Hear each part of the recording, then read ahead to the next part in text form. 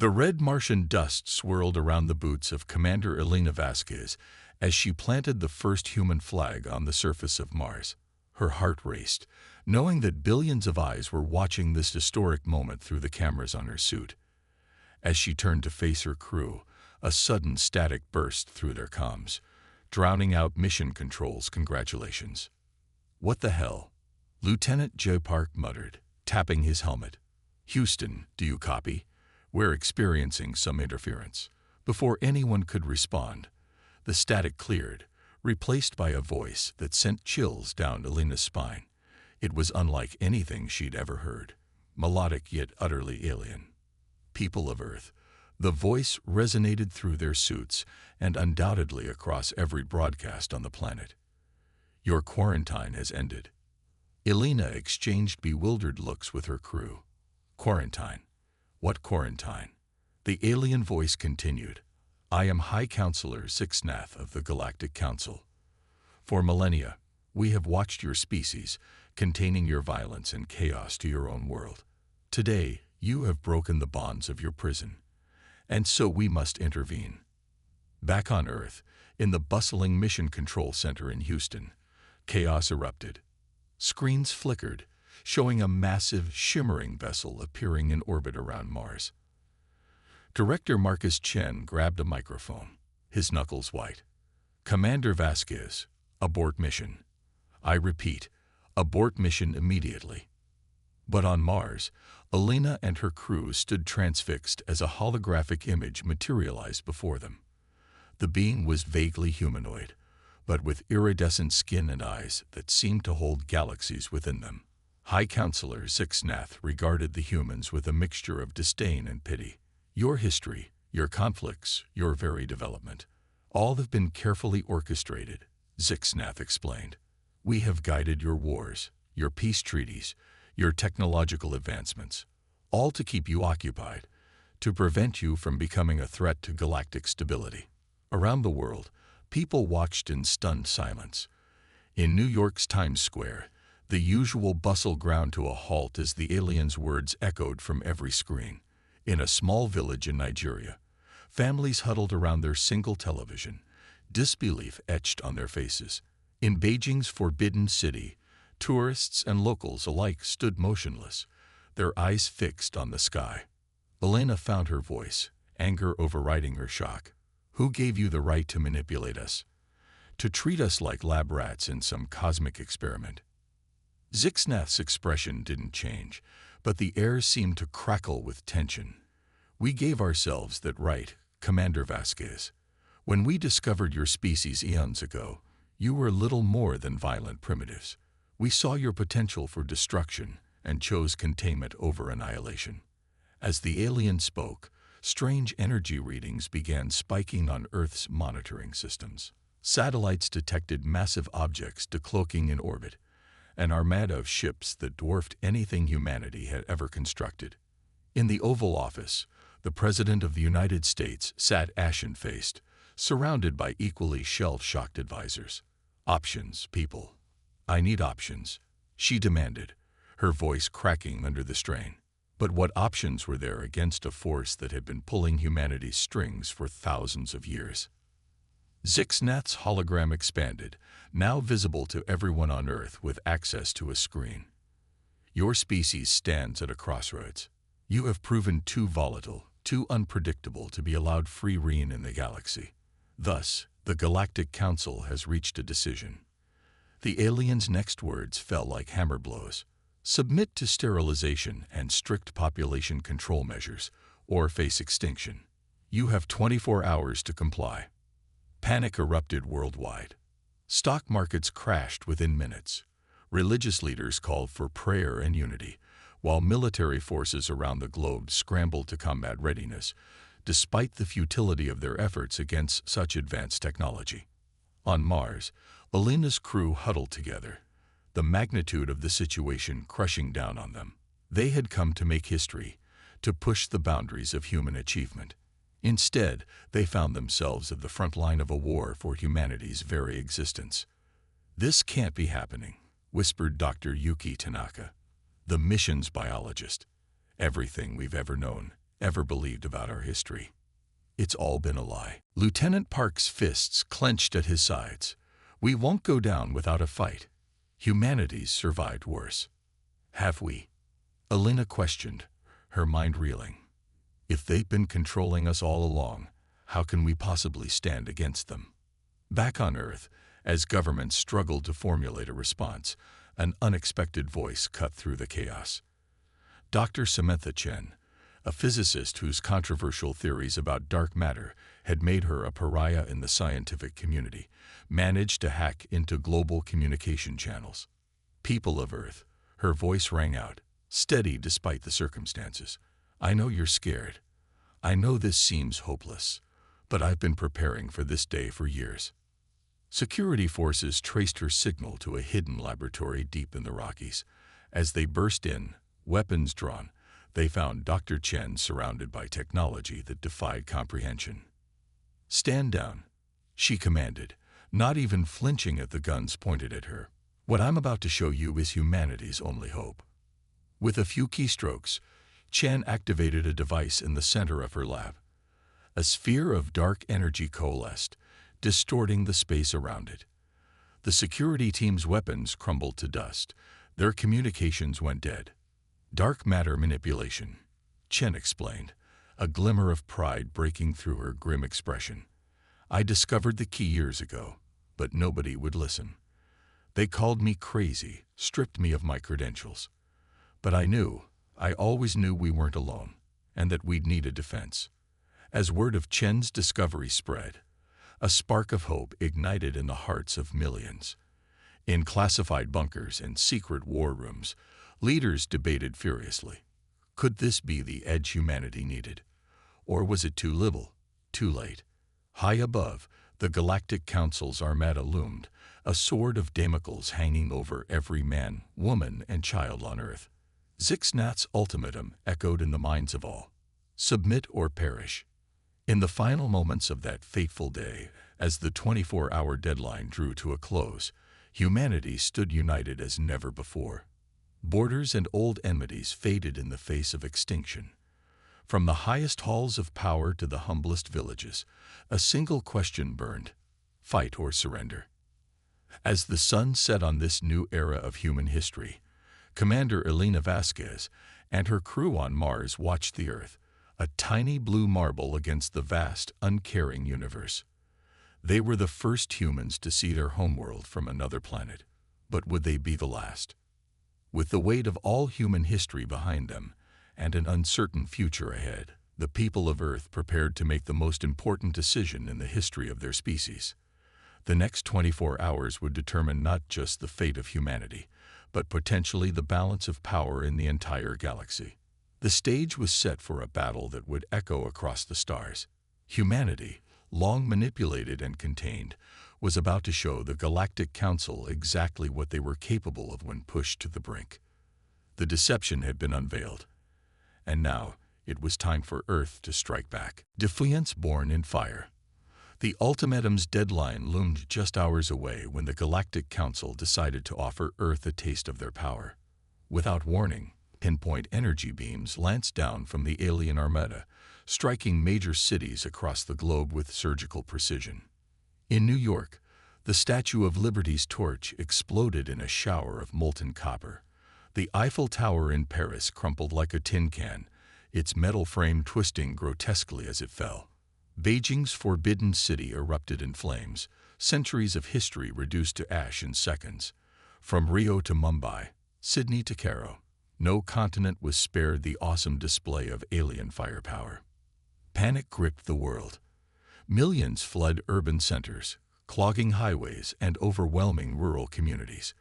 Governments teetered on the brink of collapse as they struggled to maintain order amidst the chaos. In Washington, D.C., the White House Situation Room buzzed with frantic activity. The president, her face etched with exhaustion, barked orders to her military advisors. I want every missile, every fighter jet, every goddamn pea shooter we have aimed at those ships. Madam President, the Secretary of Defense interjected, his voice heavy with defeat. Our most advanced weapons can't even scratch their shields. We're completely outgunned. As if to emphasize the point, another energy beam struck, vaporizing the top half of the Washington Monument. The room fell silent, the gravity of their situation sinking in like a lead weight. Suddenly, an aide burst into the room, clutching a tablet. "Madam President, you need to see this." On the screen, Dr. Samantha Chen's face filled the frame, her eyes blazing with a mixture of fear and determination. "Mr. President, I know you have no reason to trust me, but I'm telling you, I have a weapon that can hurt them." The president leaned in, hope warring with skepticism. "Dr. Chen, you were discredited years ago. Why should we believe you now?" "Because," Chen replied, rotating her camera to show the devastation outside her lab's reinforced windows, "I just used it to bring down one of their scout ships." The video feed panned to show a smoking crater in the forest nearby, the twisted wreckage of an alien vessel clearly visible. Within minutes, a secure line was established between Chen's hidden laboratory and the White House. As Chen explained her breakthrough in dark matter manipulation, a plan began to form. "It's not just a weapon," Chen elaborated, her words tumbling out in an excited rush. "The dark matter tech can be adapted for shielding, for propulsion. We can fight them on equal footing." The president's eyes narrowed. "How quickly can you reproduce this technology?" Chen's face fell slightly. "That's the catch. My lab can produce maybe a dozen units in the next 12 hours. We'd need a miracle to arm our forces in time." "Then we'll make a miracle," the president declared. She turned to her chiefs of staff. "I want every scientist, every engineer, every person with a shred of relevant expertise brought to Dr. Chen's location. We're going to mass produce a miracle." As world leaders were briefed on the plan, a call went out. In universities and tech companies, in garages and backyard workshops, humanity's brightest minds were recruited for the most important project in history. Meanwhile, in orbit above Mars, Commander Elena Vasquez and her crew watched helplessly as their homeworld burned. Their comms crackled to life with a transmission from Earth. "Commander," the president's voice came through, tight with stress, but underscored with determination. "We have a plan, but we need your help. You're in a unique position to gather intelligence on the Council's fleet." Elena's crew exchanged glances, a spark of purpose reigniting in their eyes. They had front-row seats to the alien armada. Now they could use that to humanity's advantage. Back on Earth, Dr. Chen's laboratory had transformed into a hive of frenetic activity. Brilliant minds from every corner of the globe worked side by side, breaking down and replicating Chen's revolutionary technology. 3D printers whirred ceaselessly, fabricating components. Assembly lines sprung up in hastily cleared spaces, churning out dark matter devices at an ever-increasing pace. But it wasn't enough. As the hours ticked by, it became clear they couldn't produce sufficient quantities to arm Earth's military forces in time. That's when an unlikely hero stepped forward. Aisha Mbeki, a 16-year-old tech prodigy from Kenya, had been brought in along with her school's robotics club. As she watched the organized chaos around her, an idea struck. "Dr. Chen," she called out, waving a hastily scrawled diagram. "What if we don't need to arm our militaries? What if we could turn every smartphone on the planet into a dark matter deflector?" Chen's eyes widened as she examined Aisha's plans. With a few modifications, the girl's idea could work. A global network of billions of devices, each contributing a tiny amount of dark matter manipulation, could create a planetary shield. As Aisha's plan was put into motion, a different kind of assembly line formed. Coders and app developers worked around the clock, creating and testing the software that would turn every connected device into part of Earth's defense network. With just 2 hours left before the Council's deadline, the call went out. Every TV channel, radio station, and internet platform broadcast the same message. "Download the DM Shield app now. The future of humanity depends on it." All around the world, phones buzzed and chimed as billions of people installed the app. In New Delhi, a grandmother helped her grandson update his old phone. In a Rio de Janeiro favela, Neighbors shared their single smartphone, making sure everyone got a chance to contribute. From space, the Galactic Council watched in confusion as a strange energy signature began to emanate from the planet's surface. Zixnath, the High Counselor, frowned as his sensors struggled to make sense of the readings. "Impossible," he muttered. "They couldn't have developed this technology so quickly." As the deadline approached, humanity held its breath. In the White House Situation Room, the president's finger hovered over the button that would activate the global shield. Dr. Chen stood beside her, every muscle tense. 10 seconds. Someone called out. The president looked to Chen, who gave a short nod. 5 seconds. Around the world, people clutched their phones, their tablets, any device that could help shield their planet. Now, the president pressed the button. For a heart-stopping moment, nothing happened. Then, every screen on Earth lit up with the same message: shield activated. Stand firm, humanity. A shimmering dome of energy began to coalesce around the planet, fed by billions of devices working in concert. The alien armada opened fire, energy beams lancing down towards major population centers. But this time, the beams splashed harmlessly against the shield, dissipating in spectacular arrays of light. In the Council's command ship, alarms blared. Zixnath stared in disbelief at the readouts. Somehow, in less than a day, these primitives had developed defenses that rivaled the Council's own technology. As the realization of what humanity had accomplished swept across the globe, cheers erupted from every corner of the planet. In the streets of Tokyo, in the plains of Nebraska, in the markets of Marrakesh, people embraced strangers, united in their defiance. The battle was far from over. But in those moments, as the alien weapons failed to penetrate their hastily constructed shield, humanity tasted hope. They had bought themselves time, and with it, a fighting chance. In her lab, Dr. Samantha Chen allowed herself a small smile. "Now," she said, her voice steady with newfound confidence, "we take the fight to them." The Galactic Council had awakened a sleeping giant. Humanity, long manipulated and contained, was about to show the universe what they were truly capable of when united against a common threat. The fire of defiance had been lit, and its flames were about to spread across the stars. Operation Trojan Horse. As Earth's shield held firm against the Galactic Council's onslaught, a daring plan took shape in the war rooms of humanity's united defense force. Operation Trojan Horse, they called it, a desperate gambit to strike at the heart of the alien armada. Dr. Samantha Chen stood before a diverse group of volunteers, each chosen for their unique skills and unshakable courage. Soldiers, hackers, xenobiologists, and engineers from every corner of the globe listened intently as she outlined their mission. "We've bought ourselves time," Chen explained, gesturing to a holographic display of the alien mothership. "But our shield won't last forever. We need to take the fight to them. And this is how we'll do it." She activated a small device on her wrist, and suddenly, her form shimmered and became translucent. Gasps echoed through the room. "Phase shift technology," Chen continued, her voice eerily disembodied. "Using concentrated dark matter, we can temporarily shift our matter out of phase with normal spacetime. We'll be virtually undetectable." Captain Maya Ortiz, a decorated Special Forces operator, stepped forward. "So we ghost our way onto their ship, then what? We're still hopelessly outgunned." Chen's form solidified as she deactivated the device.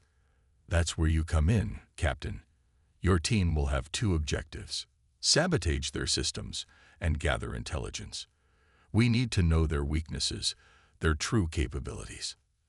As the team prepared, tension hung heavy in the air. Each member knew the stakes. Failure meant not just their deaths, but potentially the extinction of their species.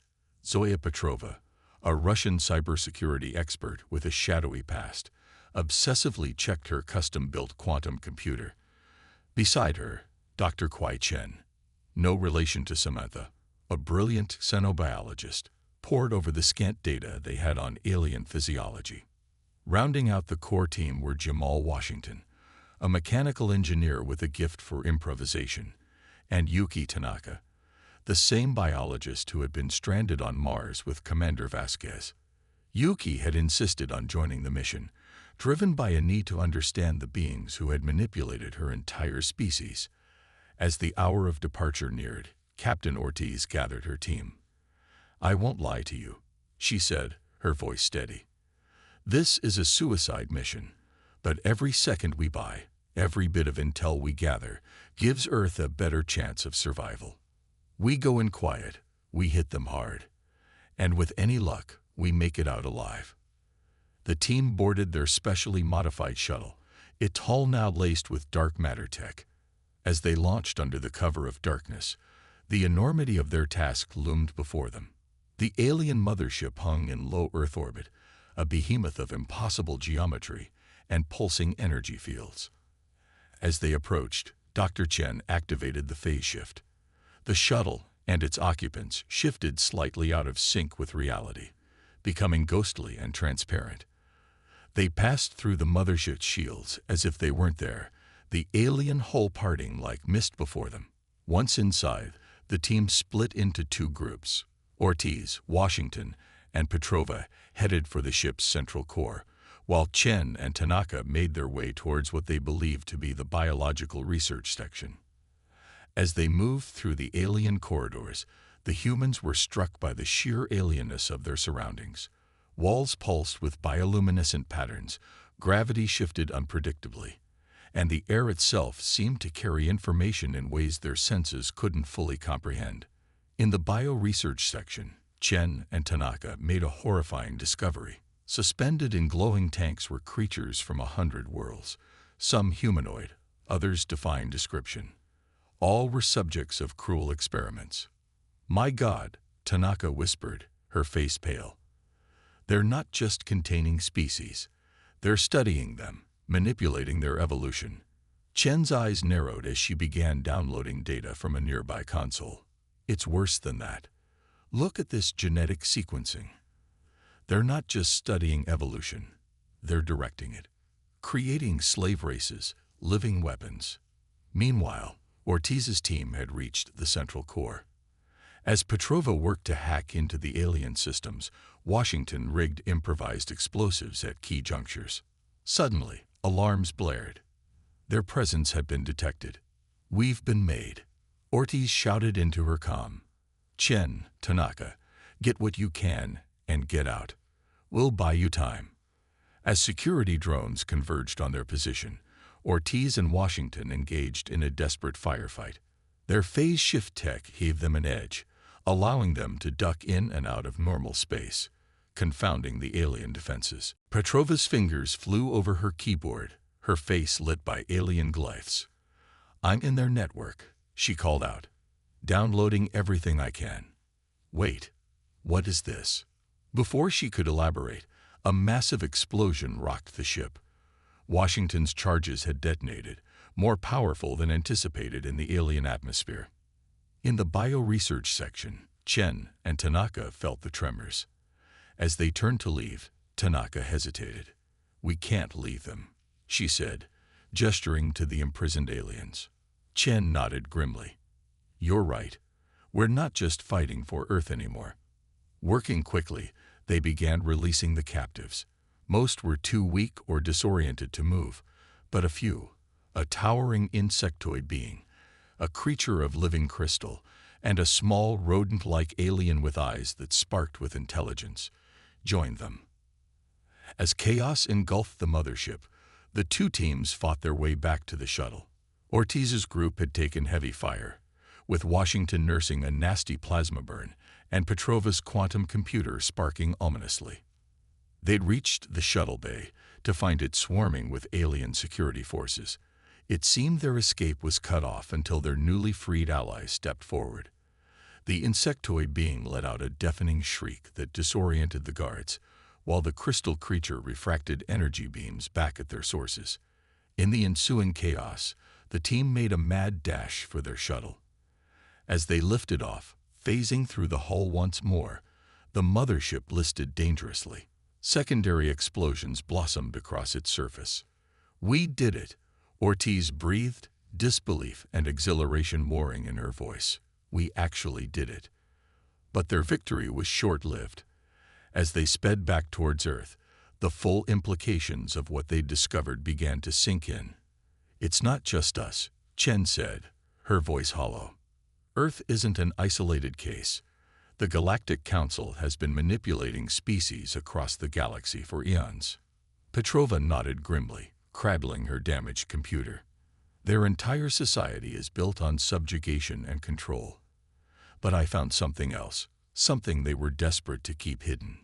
She pulled up a series of equations and star charts. There are others out there, resistances, free societies. The Council isn't as all-powerful as they want us to believe. As Earth grew larger in their view screen, the team exchanged looks of grim determination. They had struck a blow against their oppressors, but the real fight was just beginning. Ortiz squared her shoulders. We've given Earth a chance. Now we need to let them know what we're really up against and who our real allies might be. As they began their descent, the shuttle trailing fire from battle damage. They knew that the information they carried would change everything. Humanity had taken its first, defiant step onto the galactic stage. The Galactic Council had thought to find an isolated, primitive species ripe for subjugation. Instead, they had awakened a force that threatened to upset the very foundations of their power. And as news of Earth's resistance spread to the farthest reaches of the galaxy, other oppressed species began to wonder, if humanity could fight back, why couldn't they? The Trojan horse had breached the walls, and the revolution was about to begin. David versus Goliath. The return of the Trojan horse team marked a turning point in Earth's resistance. As the battered shuttle touched down, world leaders and scientists eagerly awaited the intel that could turn the tide of this seemingly impossible war. Dr. Samantha Chen wasted no time. Within hours of debriefing, she was back in her lab, working feverishly to integrate the stolen alien tech with her dark matter innovations. The freed alien prisoners, now allies, provided invaluable insights into Galactic Council technology and tactics. Meanwhile, Zoya Petrova's damaged quantum computer yielded a treasure trove of information. Strategic weak points in Council ships, communication protocols, and most crucially, the locations of other resistance movements across the galaxy.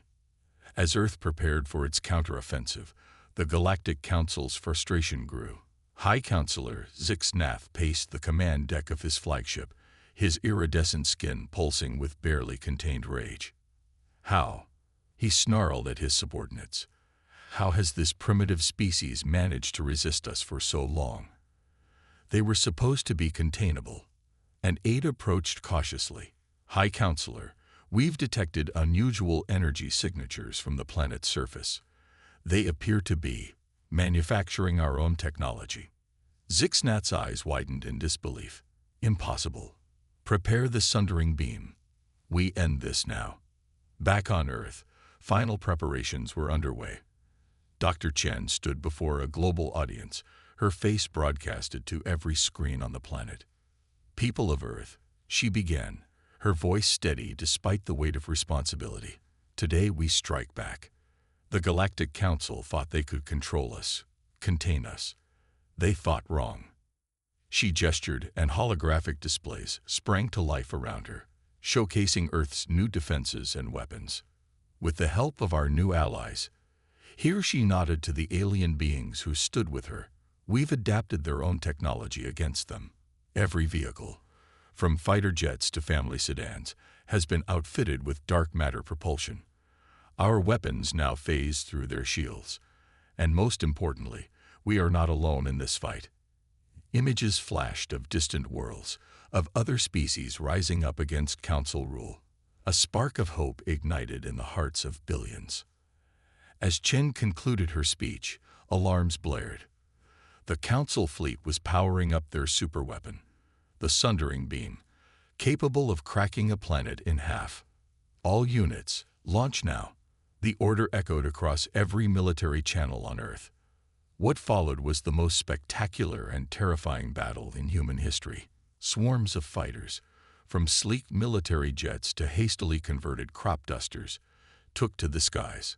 Cars and trucks soared alongside them. Ordinary civilians turned into an impromptu militia, armed with dark matter pulse rifles. The Council fleet opened fire, energy beams lancing down towards the planet. But Earth's shield, now reinforced with alien tech, held firm. The human counterattack caught the aliens off guard.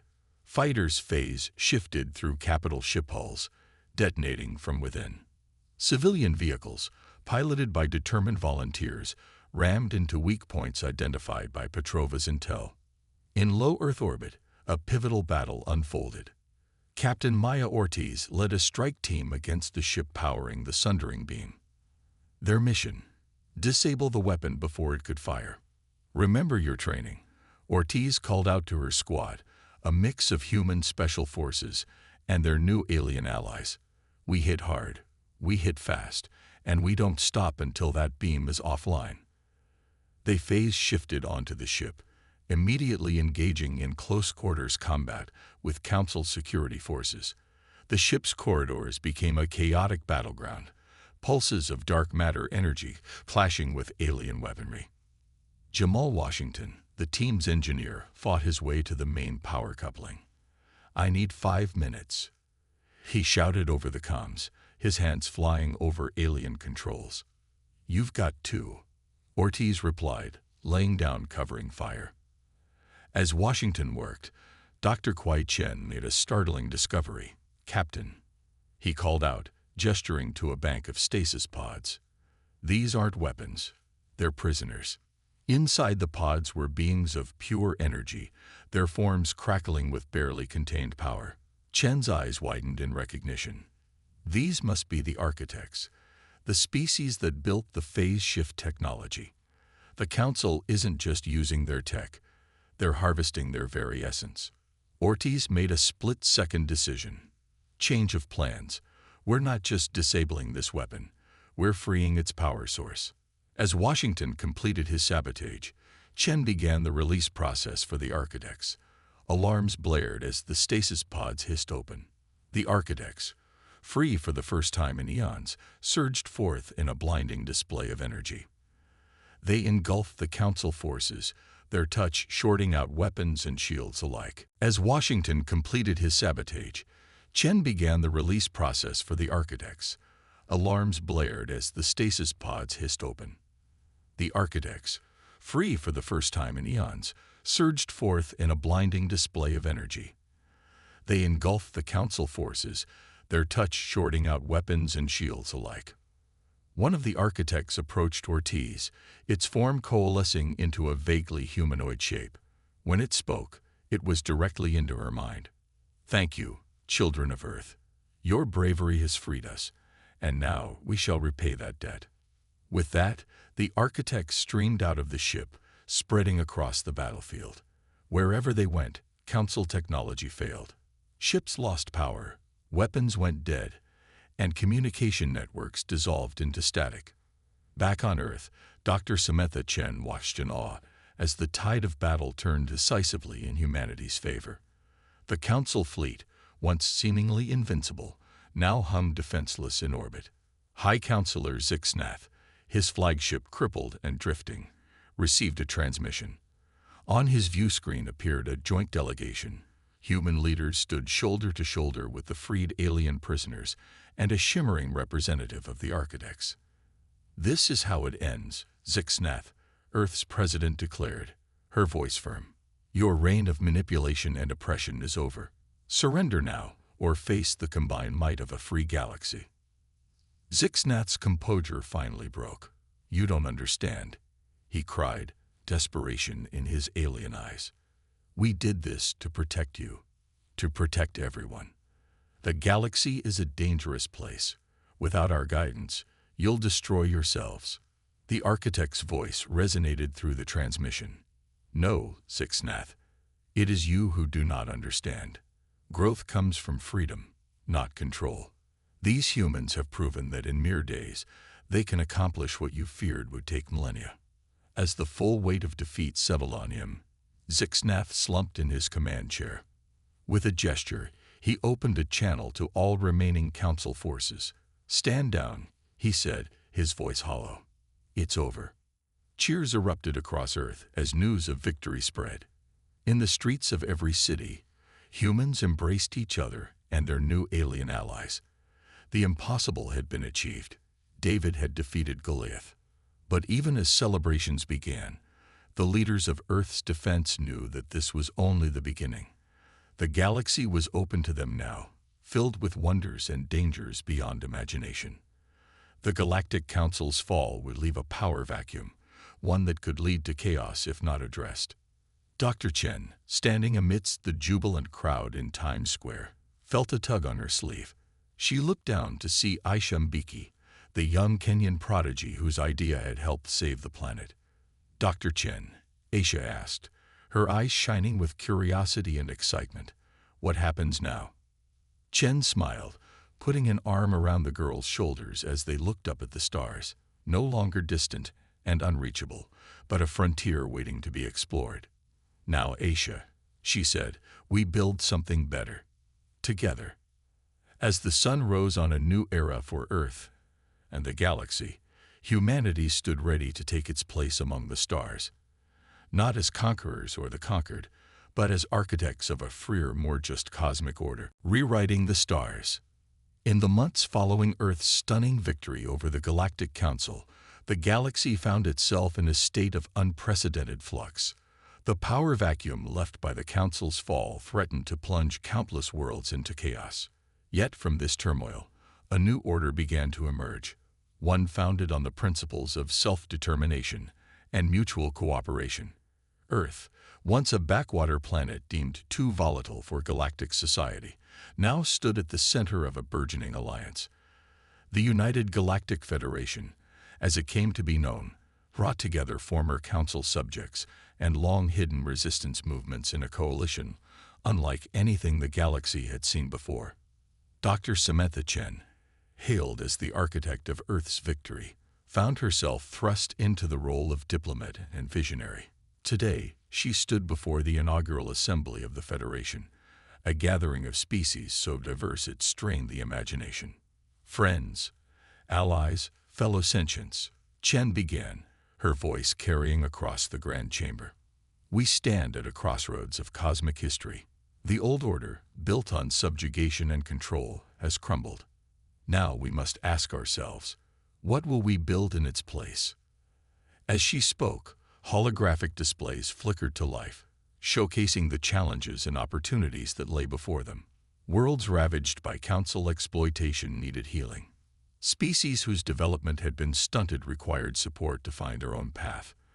And through it all, the ever-present threat of those who would seek to resurrect the Council's oppressive regime.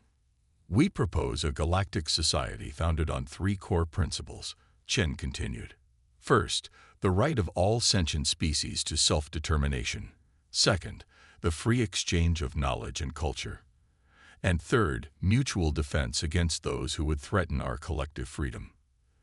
The chamber erupted in a cacophony of voices, appendages, and other forms of communication as delegates debated the proposal. It was a scene that would have been impossible under Council rule, open discourse between species that had been kept apart for millennia. As the debate raged, key figures from Earth's resistance worked tirelessly behind the scenes. Captain Maya Ortiz, now Admiral of Earth's first interstellar fleet, coordinated with alien military leaders to establish a mutual defense network. Zoya Petrova's expertise in cybersecurity proved invaluable in creating a galactic information sharing system secure from outside interference. Dr. Kwai Chen and Yuki Tanaka led a multi-species scientific consortium, pooling knowledge to tackle challenges from environmental restoration to faster-than-light travel. And young Aisha Mbeki, whose brilliance had helped save Earth, now headed an initiative to bring education and technological advancement to underdeveloped worlds. But not all were pleased with this new galactic order. On the fringes of known space, former Council loyalists and opportunistic warlords sought to carve out their own empires. Reports of raids on vulnerable colonies and attempts to hoard advanced technology kept the fledgling Federation on constant alert. As the assembly's first day drew to a close, an urgent message came through.